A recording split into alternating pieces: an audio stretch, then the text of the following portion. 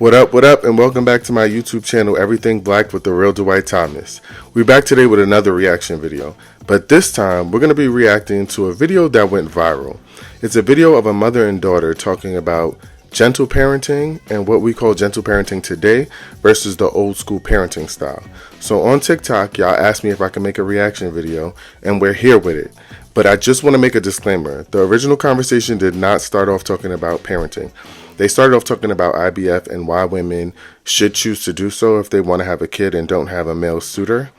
But we're going to talk about the part of the clip where they talked about their parenting style, and we'll get into it. So roll the clip.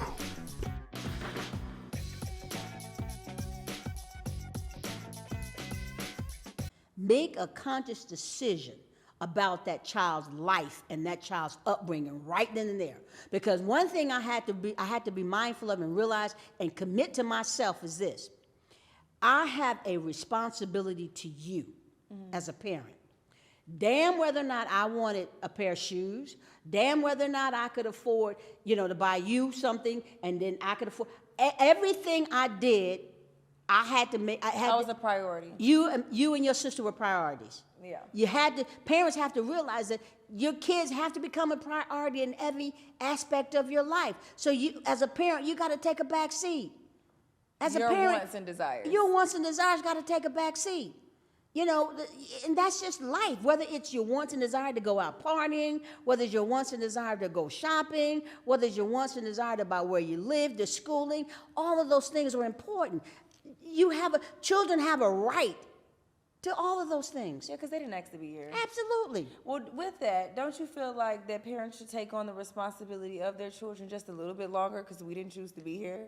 I always feel like you guys, black parents, black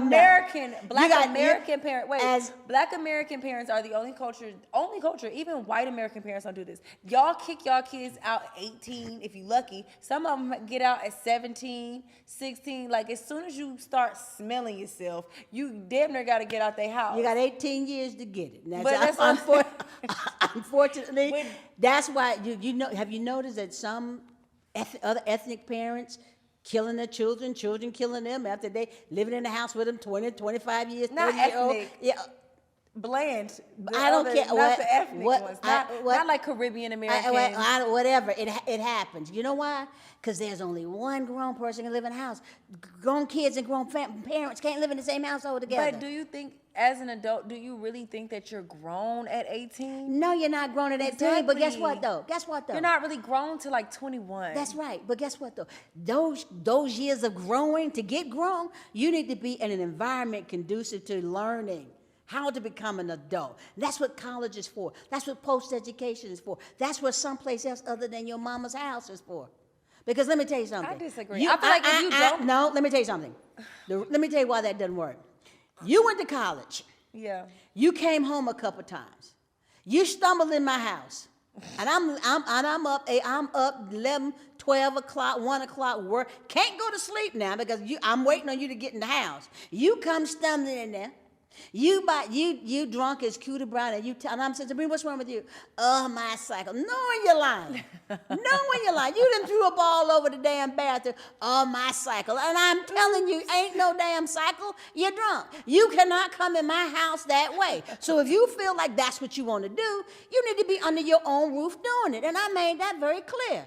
Well, I made that. That's why you couldn't live in my house past 18.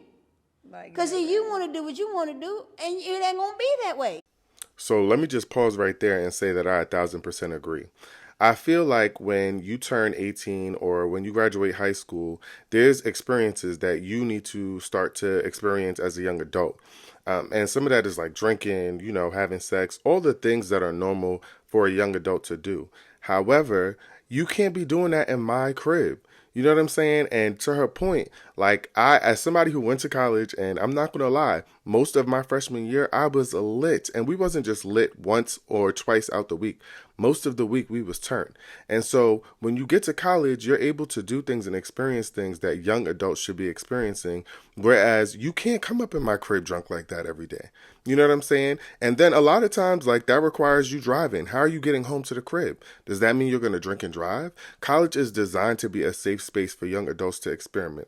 Now, I'm also not saying that every child needs to go to college, because I don't think college is for everybody. I think people should choose the right path. But I do think that at a certain age, your child needs to get up and leave. And I think a lot of adults who are like in their 30s and 40s that still live in a parent's crib, it's because I feel like you never had to go out and get it yourself. You know what I'm saying? You never had to go out and figure your life out by yourself.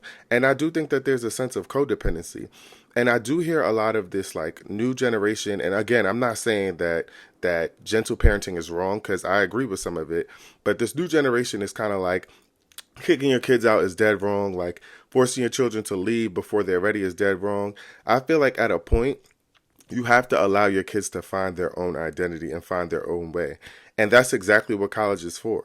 And that doesn't mean that you can't come back home. You're always welcome back home. I'm always love my kid. You know what I'm saying? You can always come back here. This is always a safe space for you.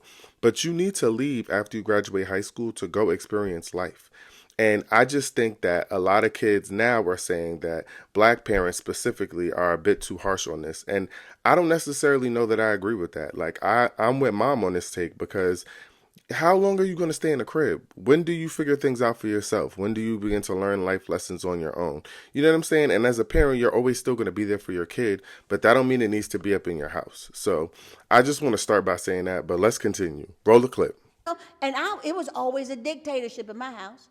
It was my way or the fucking highway. Yeah. There was no other way. Black mothers run their house like a dictator. It's she my always way. used to say that, I guess, because she This worked is in not law. my house. Listen, parents, quit running your house as if it's a fucking democracy. It is not. Your household is a dictatorship. Well, do what I say, do or fucking else. But now they have this thing called gentle parenting. Oh, I believe in gentle parenting. Do you? Yes. What gentle parenting skills do you You're have? living, aren't you? That's not gentle. Yes, it sweetie. is. Yes, it is. You, baby, you survive. You're living, aren't you? I was very Surviving is not thriving. That's but you different. are thriving. You survived it. I was That's very not gentle. gentle. I was very gentle. I was very gentle. You hear how you're I just yelling didn't- at me now, and we're not even. I just didn't. I haven't even done Parents, anything wrong. just don't take their shit. To me, that's being gentle. I give you passes from time to time. See, you survived that night coming in my house drunk, throwing up on my damn carpet in my bathroom, talking about your cycle was on. Your damn cycle wasn't on. Okay. You were drunk. All right, so real quick, let me define gentle parenting to make sure that we're all on the same page before we continue and get into the conversation. So gentle parenting is an evidence-based approach to raising happy, confident children. This parenting style is composed of 4 main elements: empathy, respect, understanding, and boundaries, and focuses on fostering the qualities you want in your child by being compassionate and enforcing consistent boundaries. So in layman's terms, essentially, like, you want to raise your kids to be decent human beings by talking to them and teaching them, rather than punishing them for behaviors or mistakes that they make, in order to like raise, you know, a whole human, and also to ensure that they don't act out in those ways, you know, those harsh forms of punishment that we're used to as the older generation when we were being disciplined by our parents. Now, I think a big piece of this that sometimes is missing from a lot of parents is the boundaries piece, right? And I also think that I waver between like teaching and, you know, punishing, right? Because sometimes I personally feel like punishing is teaching. Like, sometimes your kids do things that are absolutely not acceptable, and the best way for them to learn from that is to have some sort of consequence. And I think that too many parents are leaning into this over explanation of things where they're telling their kids that, you know, their behavior is not okay, but also like just allowing them to continue after you explain something to your child. And how do you really learn whether or not, or how do you gauge whether or not your child has actually learned something from that punishment? I feel like you really can't if you just kind of like letting them go back out into the world. I also think that when people hear boundaries, they think like, telling your child no is a boundary. It's more than telling your child no. It's telling your child no and making sure that they follow through with the no. Right? Like, because it's too many parents out here who be like no to their kid do it anyway, and then they be like, okay, I need to reinforce positive behavior. No, we need to respond to negative behavior. Now, I'm not saying that what she said about her house being a dictatorship is the right approach. You know what I'm saying? I'm also not saying that I disagree, because though I think there are moments where it can be a democracy in the crib, there's some times where you have to just be able to set that expectation that no is no. Like I said, it's no. This is not an argument. We're not having a conversation. I can explain to you why my answer is no, but at the end of the day, sometimes it's just a no. And also, like, y'all have to remember that teenagers are going to test limits. And so you continue to let them push on those limits. When they leave you, you haven't actually taught them boundaries. You taught them that when someone says no, that it can still potentially be a yes. And I will say that this is actually most dangerous for boys. When you think about boys and their inability to accept rejection, and when you think about sexual assault culture and how a lot of men can't take no for an answer, I think it's because a lot of parents are allowing the young men to learn by way of just going out there and doing a thing, even though you're telling them no. And I think that's actually a real danger to your kid. And then y'all sending y'all kids to these schools to not follow any rules or expectations, or not have any, sort of understanding what boundaries are. They go to school, they wild out, they go home, and then y'all are like, I need to teach them and explain to them why it's not okay. But there also needs to be a consequence. You know what I'm saying? And I personally feel like it's something important to understanding who is in charge in the household. You know what I'm saying? And that doesn't mean that you can't treat your child like a decent human being. I want my child to, know I love him. I want my child to understand that, that he has a voice and he can talk and all the things. But there are moments where we've stepped past the boundary that it's not really a conversation. It's me letting you know that this thing was not okay and that there will be a consequence. And I think a lot of families are actually missing that. And then they send their kids out into the world and don't understand why their kids don't follow no rules or expectations. But yeah, anyway, I'm going to let her finish. So let's get back into it. Roll a clip. Well, at that point, I was way too old for gentle parenting. Gentle parenting is like when they're growing up, you don't whoop them. Oh, hell no. The Bible says, spare the rod, spoil the child. So I believe in whipping that ass. Okay. I don't believe in abuse. Oh, is that right? But I believe in whipping that ass and letting that ass know, reach out and touch somebody's ass. Yeah. Make this world a better place. When they made that song, I know they wasn't talking about whooping your kids, but make this world a better place if you can. All you got to do is reach out and touch. We do not that condone ass. whooping your children here. I don't condone whipping anybody. I condone disciplining your children, running your household as if it's a dictatorship, not a democracy. But you don't act like that. Why is it that parents don't act like that with the grandparents? Oh, with the grandchildren. I look at Morgan and she gets the idea. She'll look at me when she knows she likes, like if I said, okay, that's 1 2 minute cookie, she'll go look at the cookie jar. She'll look at me and it's like, never mind, I don't want it. So I don't have to do that. She got it. Your smart ass would have been like, well, why can't I have another? Well, it only has 3 calories, and you said I'm going to have 3. Well, why is it that? What? Shut the hell up. No, because you raised me to be vocal. I did, to be opinionated, and sometimes I regretted saying that. Sometimes I swear to God, I say, if you say one more word, I swear I'm going to hit you in the throat. That's abuse. That's not abuse. That was just trying to get you to shut the hell up. Okay. Well, now I get paid to talk. I'm happy for you. So all them times you was telling me to so shut the hell I up. deserve reparations, right? We ain't got there yet. Okay, so one other question. You survived. I did want to ask. Now, first of all, if you grew up in a black household with a black mama, a black daddy, a black grandmama, we all know that one Bible verse. Spare the rod, spoil the child. We done all heard it. Now, mind you, they don't know nothing else from the Bible. But if it's one thing a parent gonna know, is that one verse from the Bible. And so that's what really had people up in the uproar about this interview. I will also say that I think that the song Reach Out and Touch Somebody was not about whooping your child's ass. So I'm going to just say that. But everybody was really up in a tizzy because she basically was like, sometimes you got to whoop your child's ass. Here's the thing. Before y'all get y'all panties all up in a tizzy and y'all want to fight, I personally do not beat my child. And that's not to say that I think it's right or wrong. So just to be clear, abuse is not beating your child. That is not considered abuse by law. But I think we also need to put some context behind it. Black parents, black families have learned that they have to find ways to keep their children safe. And that's from society. You feel me? And so sometimes you use the tools that you have. And I also want to point out that racial trauma is real in our country. Like, we cannot ignore all of the things that black people have been through, including slavery, where corporal punishment was used to discipline enslaved people.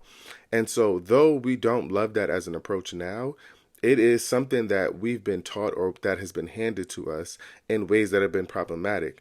And you have to remember, there's a book called Post-Traumatic Slave Syndrome that you all should read, or Post-Traumatic Slave Disorder that you all should read, that basically tells you about how we as black people reenact trauma from slavery because we never got treated for trauma, we never got reparations, we were just taught to kind of continue to progress.